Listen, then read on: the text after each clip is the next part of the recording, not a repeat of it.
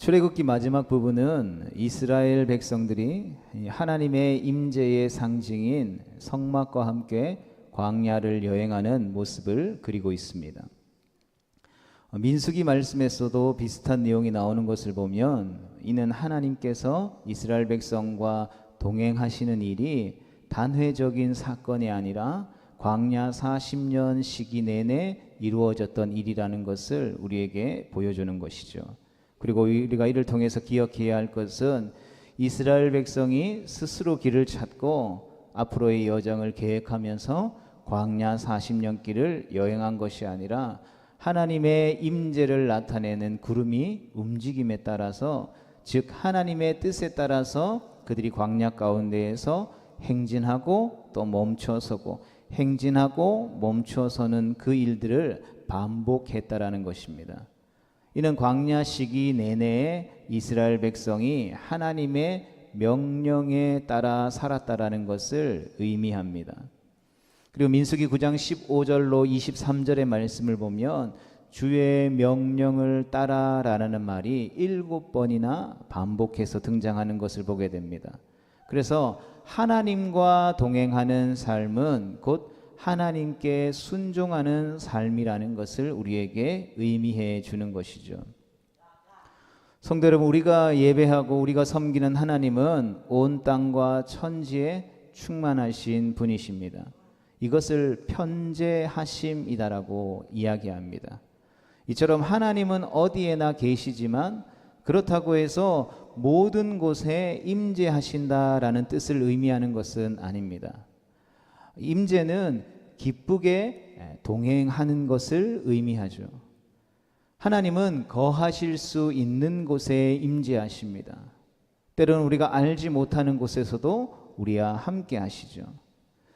그럼에도 불구하고 우리를 부르신 삶 가운데에서 하나님의 임재하심을 경험할 수 없는 이유는 바로 우리를 덮고 있는 죄가 하나님을 인정하지 않고 하나님을 받아들이지 않고 하나님을 기뻐하지 않기 때문인 것입니다. 그러므로 우리가 어떠한 태도로 하나님을 환영하고 하나님을 초청하고 그분과 더불어 동행하며 살아가느냐에 따라서 우리는 하나님의 임재를 경험할 수도 경험하지 못할 수도 있다라는 것입니다. 그러하게 우리가 새벽 예배든 수요 예배든 주일 오전 예배든 주일 저녁 예배든 그 어떠한 예배든지 간에 우리가 산동교회라고 하는 예배당에 나와서 자리에 의자에 앉아서 하나님, 내가 하나님을 예배합니다 라고 한다고 해서 하나님께서 그 예배에 임재하실지 임재하시지 않을지 우리가 알 수 없다라는 것입니다. 그러하게 우리는 두렵고 떨림으로 하나님 앞에 나아갈 때는 반드시 하나님께서 함께하여 주시기를 간절히 원하는 마음이 있어야 되는 것이죠. 왜 그렇습니까? 우리가 하나님 앞에 나와 예배한다라고 하는 그것의 참된 의미와 뜻이 바로 이 공간 가운데에 임재하시는 함께하시는 하나님을 만나는 것이기 때문인 것이죠. 하나님을 만나러 교회에 왔다가 하나님을 만나지 않고 교회에 있다가 돌아간다라면 그 예배의 시간은, 그 교회에서의 시간은, 그 예배당에서의 시간은 의미 없는 시간이 될 수밖에 없기 때문인 것입니다. 시편 15편 1절의 말씀을 보면 하나님의 임재하심을 경험하는 것이 아무에게나 주어지지 않는다라고 시편 기자는 고백하죠. 같이 말씀 읽어보겠습니다. 시작. 여호와여, 주의 장막에 머무를 자 누구 오며 주의 성산에 사는 자 누구니까. 아멘. 주님의 장막에 머물면서 주님이 계신 곳에 사는 자가 누구냐? 어느 누가 바로 그 하나님의 임재 안에 머무를 수 있느냐라고 질문하는 것이죠. 그러나 하나님은 죄인된 인간인 우리를 만나실 뿐만 아니라 임재하심을 경험할 수 있도록 도와주시는 분이라는 사실 또한 우리가 잊어서는 안 되는 것입니다. 이스라엘 백성들을 택하시고 그들 가운데에 거하시기를 원하셨던 것이 하나님이신 것이죠. 우리를 죄와 사망의 권세 가운데 버려두지 아니하시고 고아처럼 버려두지 아니하시고 우리를 자녀 삼아 주시고 우리를 하나님의 백성 삼아 주시고 하나님과 동행하며 하나님과 함께할 수 있는 은혜를 베풀어 주시기 위해 이 땅에 오시고 십자가의 고난을 받으시고 죽으시고 3일 만에 부활하신 분이 바로 그 하나님이시기 때문인 것입니다. 하나님이 또한 이스라엘 백성들과 함께 하실 것이 아니었다면 하나님의 임재의 상징이었던 하나님을 예배하는 장소였던 성막을 지으라는 명령도 규례를 만들라고도 하지 않으셨을 것이다라는 것이죠.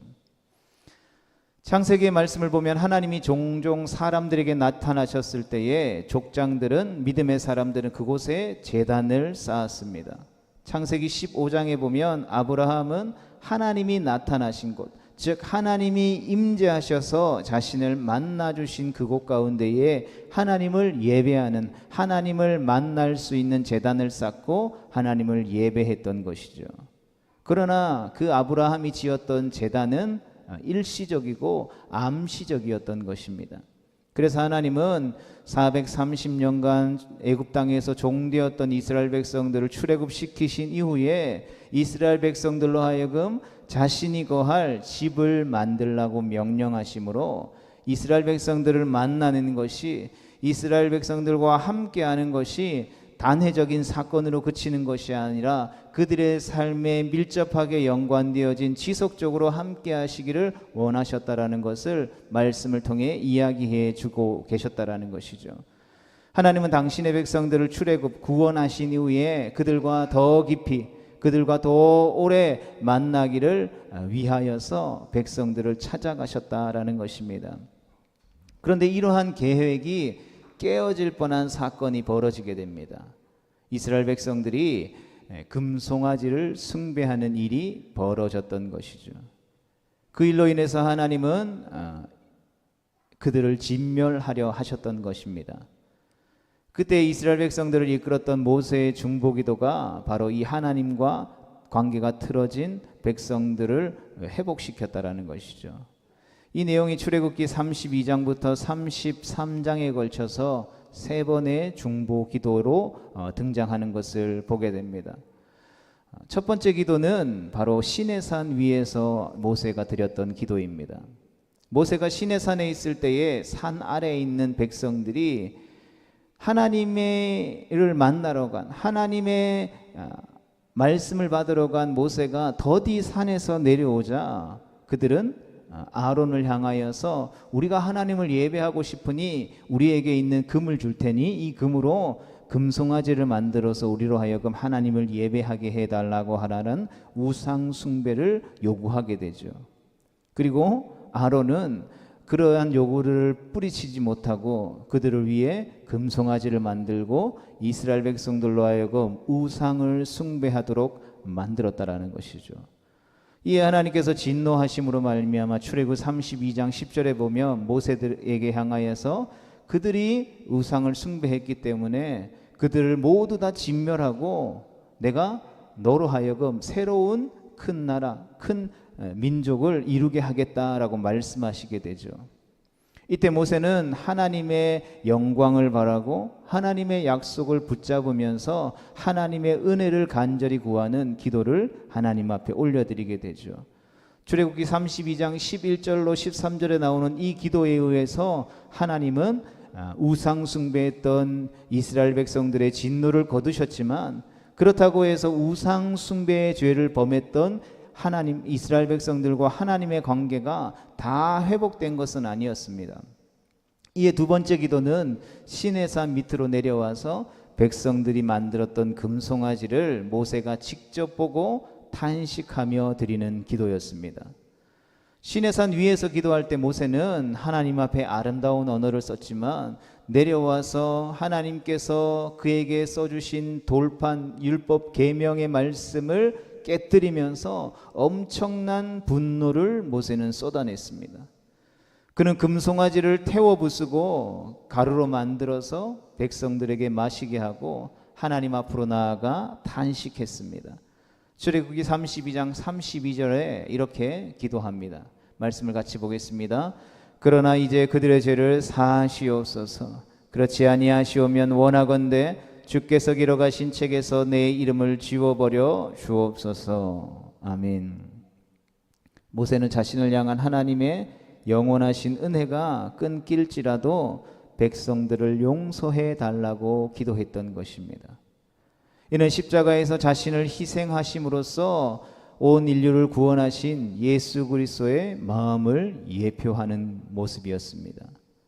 사도 바울도 로마서 9장 3절에서 자신이 그리스도에게서 끊기는 한이 있더라도 나의 동족 이스라엘이 구원받기를 원한다라고 고백했습니다.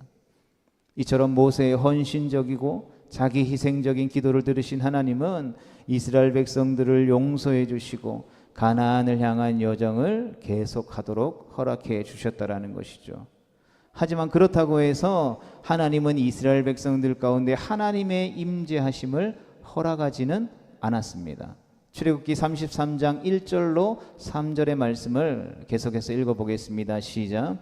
여호와께서 모세에게 이르시되 너는 내가 애굽 땅에서 인도하여 낸 백성과 함께 여기를 떠나서 내가 아브라함과 이삭과 야곱에게 맹세하여 내 자손에게 주기로 한 그 땅으로 올라가라.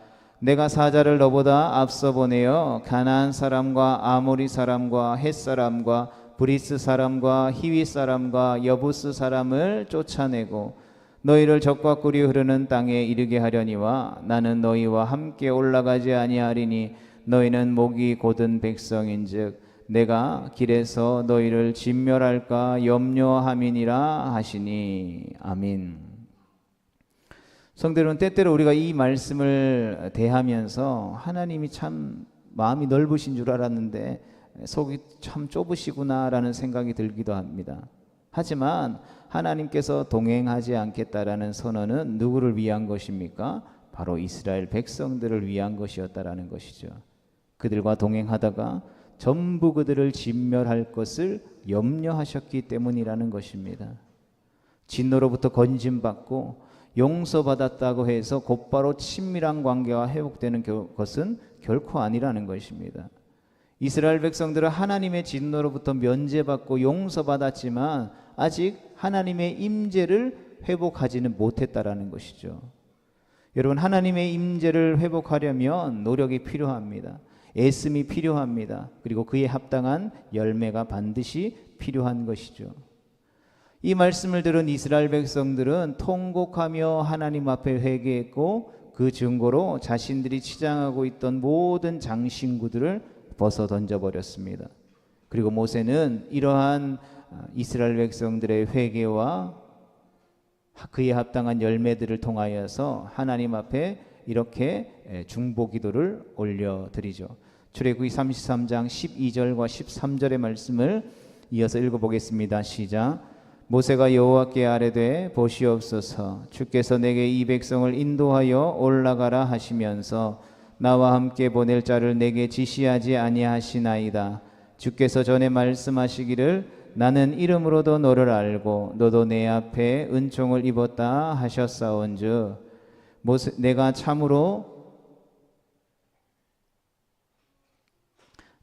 참으로 주의 목전에 은총을 입었사오면 원하건대 주의 길을 내게 보이사 내게 주를 알리시고 나로 주의 목전에 은총을 입게 하시며 이 족속을 주의 백성으로 여기소서. 아멘. 성도는 이 기도는 하나님과 이스라엘 백성들의 관계를 회복하는 것이 주된 목적이었습니다. 먼저 주의 길을 가르쳐 달라고, 우리 스스로는 하나님의 길을 알 수 없다라고 고백하며 하나님을 강력하게 붙잡은 적극적인 기도를 올려드린 것이죠. 그리고 계속해서 하나님의 은총을 입게 해달라고 기도했습니다. 성도 여러분, 우리가 하나님 앞에 나아가 하나님의 임재를 회복할 수 있는 유일한 근거는 무엇입니까? 우리가 돈이 많기 때문에, 우리가 명예가 있기 때문에, 권력이 있기 때문에, 우리가 열심히 있기 때문에, 우리가 잘났기 때문에, 똑똑하기 때문에입니까? 그렇지 않죠. 우리가 하나님 앞에 회복될 수 있는 유일한 근거는 바로 하나님의 은혜인 것입니다. 은혜는 베풀 의무가 없는 분으로부터 받을 자격이 없는 자가 받는 것이죠. 그래서 자격 없고 죽어 마땅한 죄인이라 할지라도 하나님의 은혜를 간구할 수 있는 것입니다. 모세의 간절한 기도에 하나님은 출애굽기 33장 14절 말씀을 통해서 내가 친히 가리라, 내가 너를 쉬게 하리라 라고 대답하셨습니다. 다시금 뜻을 돌이키셨다라는 것이죠. 그리고 모세의 기도를 근거로 천사만 보내신 것이 아니라 내가 친히 너희와 함께 하겠다라는 임재의 약속을 하셨다라는 것이죠. 이 사건은 하나님은 은혜를 간구하는 자에게 언제나 돌이키시고 회복시켜 주심을 우리에게 보여주고 있습니다. 성도 여러분, 얼마나 좋으신 하나님이십니까? 진노를 거두어 달라고 하면 거두어 주시고, 용서해 달라고 하면 용서해 주시고, 함께 해 달라고 하면 함께 해 주시는 하나님이신 것입니다. 언제나 기꺼이 하나님 앞에 어떠한 상황이든지 하나님의 은혜를 구하는 자에게 하나님은 응답하시는 것입니다. 하나님 앞에 겸손한 마음으로, 하나님의 은총을 간절히 바라는 마음으로, 하나님이 함께 해주시기를 원하는 마음으로 하나님 제 인생의 여정에, 제 인생의 걸음에 하나님 친히 동행해 주세요라고 기도하며 나아간다면 그 하나님께서 반드시 응답해 주시는 것입니다.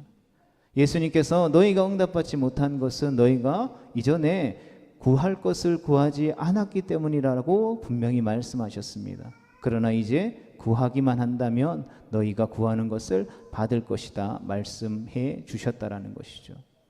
여러분, 우리가 지식적으로 하나님 앞에 구한다라는 것을 왜 모르겠습니까? 이스라엘 백성들은 무슬림들이 하루에 5번 이렇게 돗자리를 깔고 메카가 있는 동서남북을 향하여서 엎드려서 기도하며 절을 하는 것처럼 하나님 앞에 기도한다라는 것, 하나님 앞에 자신의 삶이나 어떤 환경이나 나라와 민족을 위해서 기도하는 것, 우리가 주보에 나와 있는 대로 기도의 제목을 정해진 시간 아침과 정오와 저녁에 기도하는 것처럼 이스라엘 백성들 가운데에서도 기도를 빼놓을 수 없었습니다. 하나님을 향한 신앙을 빼놓을 수 없었다라는 것이죠. 그러나 그럼에도 불구하고 하나님은 너희가 내 이름으로 구하지 않았다라고 말씀하고 있습니다. 여러분, 왜 하나님은 그렇게 말씀하셨던 것일까요? 여러분, 우리 중에 하나님 앞에 기도해야 한다라는 사실들을 모르는 사람이 어디 있겠습니까? 우리가 다 머리로는 다 알고 있죠. 하나님 앞에 문제가 있으면 하나님 도와주세요라고 기도해야 된다라는 것을 다 알고 있습니다. 그러나 실제로 우리가 삶에 문제가 일어났을 때에 정말 하나님 앞에 간절히 나아가서 하나님 도와주세요 기도하는가 생각해 볼 때는 그렇지 않을 때가 많다라는 것이죠. 왜 그렇습니까? 죄로 인해 물든 우리의 심령은 하나님을 거부하는 것이 실제적으로 일어나는 반응이기 때문인 것입니다. 하나님이 동행해 주시는 것이, 하나님이 나의 삶에 간섭해 주시는 것이, 하나님이 나의 기도에 응답해 주심으로 말미암아 하나님의 뜻이 온전히 서는 것이 불편한 것이 죄인의 마음이라는 것이죠. 모세는 함께 하겠다라는 하나님의 말씀에 응답을 받은 뒤에 하나님이 임재하지 않으시면 천사가 인도해 한다 할지라도 이 여정은 의미가 없으니 우리도 보내지 말라고 간구했습니다.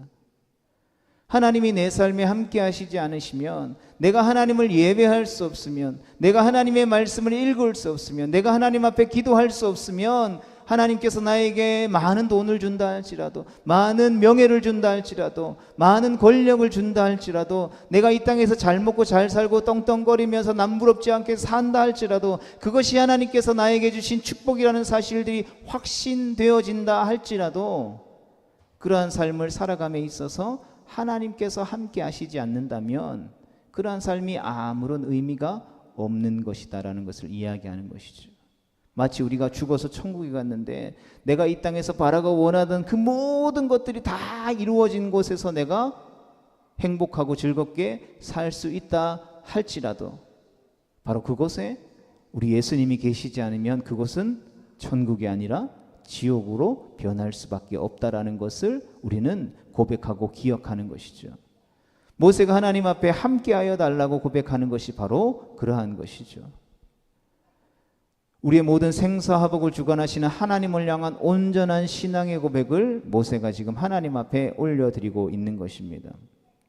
그리고 하나님의 임재하심만이, 하나님이 우리와 함께 동행하시는 것만이 우리가 다른 백성들과 구별되는 표시라고 고백하고 있는 것이죠. 출애굽기 33장 15절에서 16절의 말씀을 보겠습니다.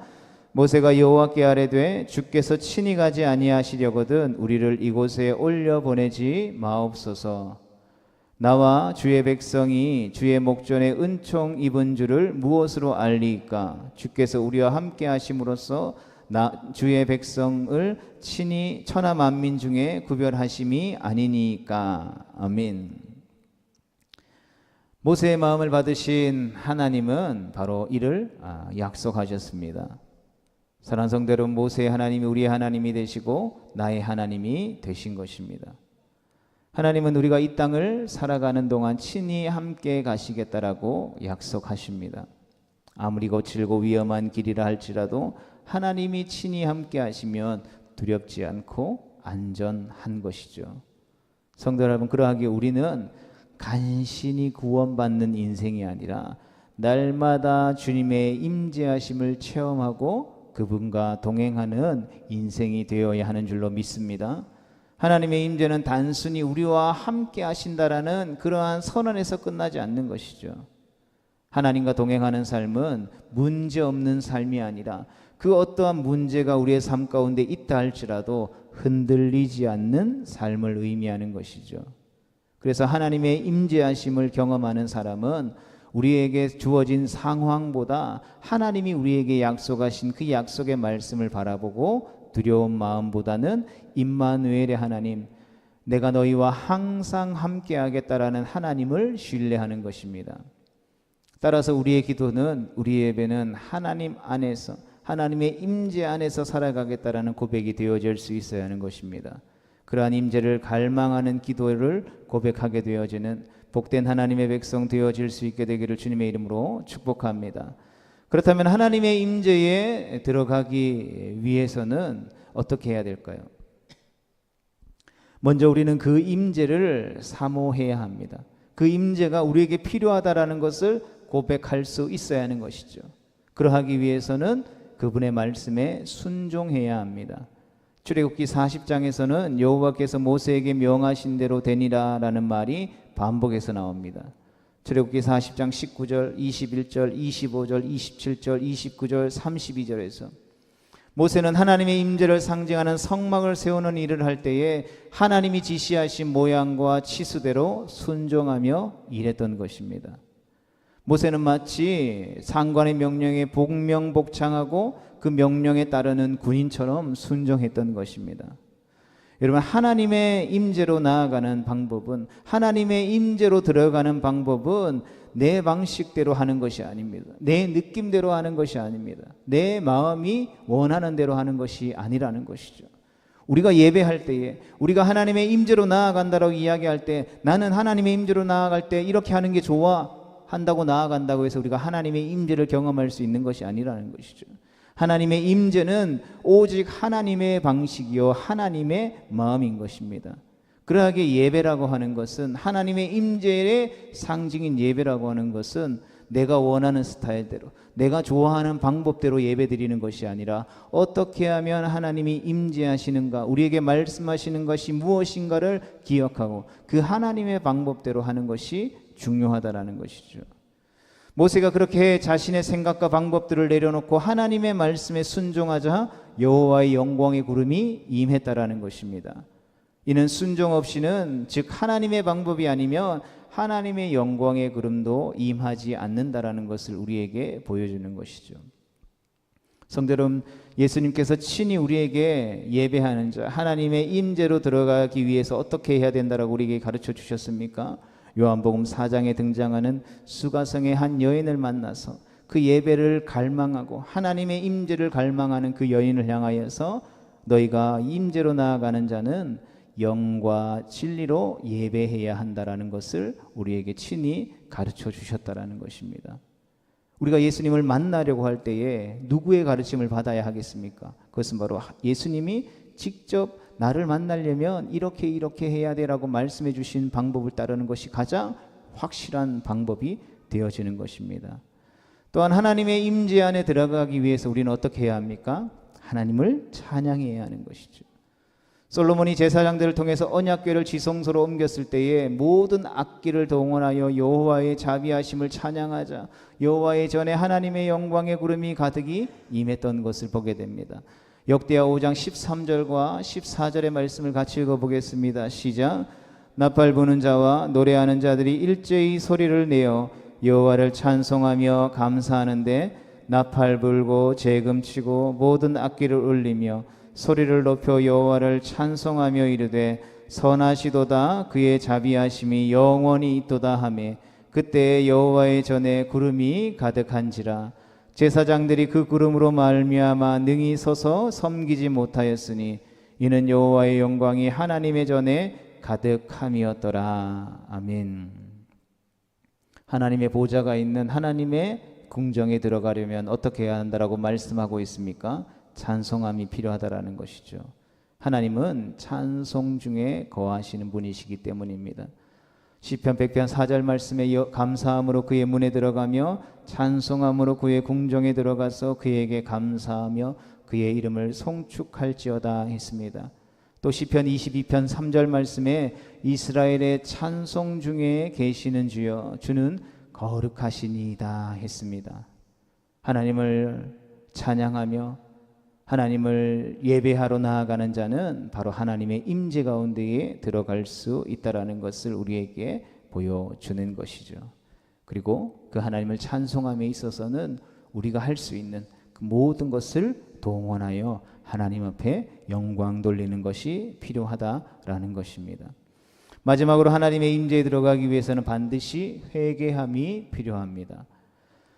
레위기 14장의 말씀을 보면 죄의 상징이었던 나병, 그 나병이 치유되었더라도 공동체로 돌아가기 전 까다로운 절차를 밟아야 했던 것을 보게 됩니다. 레위기 14장 우리 14절에서 17절까지의 말씀을 읽어보겠습니다. 시작. 제사장은 그 속건 제물의 피를 취하여 정결함을 받을 자의 오른쪽 깃뿌리와 오른쪽 엄지손가락과 오른쪽 엄지발가락에 바를 것이요 제사장은 또 그 한 록의 기름을 취하여 자기 왼쪽 손바닥에 따르고 오른쪽 손가락으로 왼쪽 손에 기름을 찍어 그 손가락으로 그것을 여호와의 7번 뿌릴 것이요 손에 남은 기름은 제사장이 정결함을 받을 자의 오른쪽 깃뿌리와 오른쪽 엄지손가락과 오른쪽 엄지발가락 곧 속건제물의 피 위에 바를 것이며. 아멘. 이 속건제의 희생제물의 피가 발라진 곳에 기름을 발랐습니다. 성령의 역사를 상징하죠. 이 기름이라고 하는 것은 성경에 나오는 기름은 바로 성령의 역사를 상징합니다. 하나님은 아무에게나 성령의 기름을 부은 것을 허락하지 않으셨습니다. 반드시 예수 그리스도의 보혈이 적셔진 곳, 곧 피로 정결하게 된 곳에만 성령의 기름 부음이 임하는 것이죠. 그러므로 우리가 이 세상에 살아가면서 아무리 고상한 인격을 가졌다 할지라도 아무리 열과 성의를 다해서 충성스럽게 봉사한다 할지라도 예수님의 보혈을 통하여서 정결함을 받지 않는다라고 하면 성령의 기름 부음을 받을 수 없다라는 것이죠. 반대로 때로는 우리의 연약함이 있다 할지라도 우리가 예수 그리스도의 보혈을 통하여서 정결함을 얻은 자라고 한다면 성령의 기름 부음을 받을 수 있다라는 것이죠. 그래서 베드로는 사도행전 2장 38절에 베드로가 전한 복음을 듣고 그 마음에 찔림이 있는 사람들을 향하여서 베드로여 우리가 어찌하면 됩니까? 라고 물을 때에 너희가 회개하여 각각 예수 그리스도의 이름으로 세례를 받고 죄 사함을 받으라 그리하면 성령의 선물을 받으리니 라고 말씀해 준 것이죠. 간절히 주의 임재를 사모하고 간절히 기도하고 하나님을 찬송하며 회개를 통해서 예수 그리스도의 십자가의 보혈의 능력을 의지하여서 주님의 보좌 가운데로 나아가 하나님의 임재 안에 거하는 복된 하나님의 백성 되어질 수 있게 되기를 주님의 이름으로 축복합니다. 우리 계속해서 출애굽기 40장 36절에서 37절의 말씀을 읽어보겠습니다. 시작. 구름이 성막 위에서 떠오를 때에는 이스라엘 자손이 그 모든 행진하는 길에 앞으로 나아갔고 구름이 떠오르지 않을 때에는 떠오르는 날까지 나아가지 아니하였으며. 아멘. 성막에 임한 하나님의 영광의 구름은 이제 광야 가운데에 있는 그들을 떠나지 않고 이스라엘 백성들을 인도하기 시작합니다. 하나님의 영광의 구름이 임재하신 것은 단순히 한 곳에만 머물러 계시기 위함이 아니라는 것을 우리는 기억해야 합니다. 여러분, 하나님의 임재라고 하는 것은, 하나님이 함께 하신다라고 하는 것은 하나님과 함께 동행하는 것, 하나님과 함께 그 어떤 목적지를 향하여서 함께 걸음을 옮기는 것으로 이어진다라는 것입니다. 그렇다면 죄 많은 인간이 어떻게 하나님과 동행할 수 있습니까? 그 방법은 매우 단순합니다. 오늘 본문이 이야기하고 있는 것처럼 구름이 움직이면 움직이고 움직이지 않으면 멈추면 됩니다. 아무리 그 자리에 더 머무르고 싶어도 구름이 떠나면 따라가야 합니다. 반대로 아무리 빨리 떠나고 싶어도 구름이 머물러 있으면 기다려야 하는 것이죠. 이것이 하나님의 백성으로 사는 가장 기본적인 삶의 원리입니다. 그러한 하나님의 구름이 움직임에 따라서 나아가고 멈춰서는 것이 하나님의 백성들의 삶의 가장 기본적인 원리라고 한다면, 하나님의 백성들이 함께 모여 하나님의 임재를 갈망하고 하나님과 함께 동행하기를 원하는 주님의 몸된 교회는 어떻겠습니까? 주님의 몸된 교회의 가장 기본적인 원리 또한 바로 하나님의 말씀에 있다라는 것이죠. 그래서 사람이 여러 가지 계획들을 하지만 그 계획을 이루어감에 있어서 그냥 계획했으니까 그냥 아무 생각 없이 계획한 대로 나아가는 것이 아니라, 그 계획했다 할지라도 그 계획이 하나님의 뜻에 합당한 것인지, 하나님이 그 걸음을 걸으실 때에 당신의 백성들과 함께 하시고 그 걸음을 축복해 주시고 그 걸음을 걸어가는 자들에게 기쁜 마음을 주시는지 우리는 끊임없이 점검할 수 있어야 하는 것이죠. 목회자로서 교회를 목회하면서 재직회나 성도들에게 주보나 광고를 통해서, 회의를 통해서 올 여름에는, 올 봄에는 이런 계획들을 가지고 기도하고 준비하고 있습니다. 함께 기도하며 준비합시다 라고 말씀드리죠. 그러나 그 모든 계획했던 것들을 순차적으로 다 이루지 못할 때가 많다라는 것입니다. 왜 그렇습니까? 그것을 계획하지만, 하나님 앞에 기도하고 준비하지만 하나님이 그것을 행함에 있어서 즐거이 기쁨으로 순종할 마음을 주시지 않는다라고 한다면, 하나님이 그 마음을 주실 때까지 기도하는 것이죠.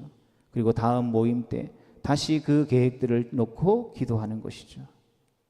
계속해서 끊임없이 하나님께서 나아가시는가, 나아가시지 않는가, 구름이 떠올라서 우리로 하여금 나아가게 하시는가, 나아가지 않게 하시는가를 묻고 그 하나님의 말씀에 따라서 우리의 삶의 기본 원리들을 이루어가는 훈련들을 하는 것이 우리 가운데 필요하다라는 것이죠.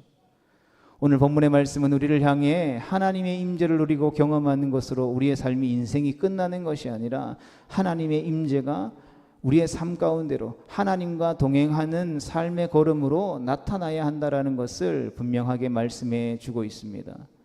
사랑하는 성도들, 우리의 삶에 하나님의 손길이 미치지 않은 곳이 한 순간도 없습니다.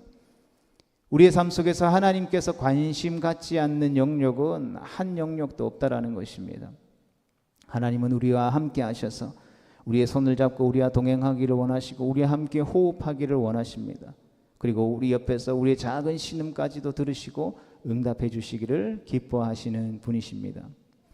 저희 누나가 이제 첫째 조카를 놓고, 이제 첫째 조카가 2살, 3살 이렇게 조금 커가기 시작하면서 이제 누나네 집에 한 번씩 가거나 하면 그런 일들이 있었습니다. 이렇게 이제 조카가 변비가 걸렸나 봐요. 그래서 화장실 이렇게 변기에 앉아서 막 이렇게 힘들어하고 있으면 그 옆에 화장실 문 옆에 앉아가지고 이제 기도해 주는 거죠.